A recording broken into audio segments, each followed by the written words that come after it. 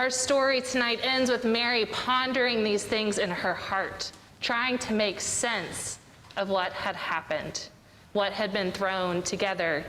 You see, Mary probably had one idea of how her birth plan was going to go, and it probably didn't involve shepherds showing up, or a sheep looking her in the eye, or more angels. She was probably very surprised by all of these unexpected things and not quite sure how to respond. But Mary knew three things, right, Abigail? She knew that God was with her and loved her. The angel told her that she didn't need to be afraid and that her baby would be a king who would sit on a throne forever.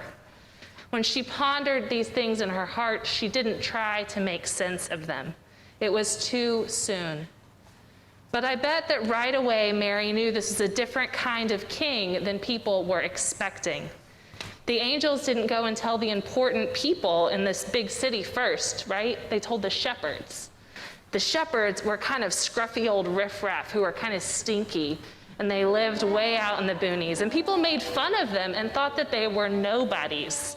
But guess what? In God's eyes, there are no nobodies. Everybody is a somebody, and you are somebody special in God's eyes. One of the nicknames we give the baby Jesus is Emmanuel, which means God has come to live with us.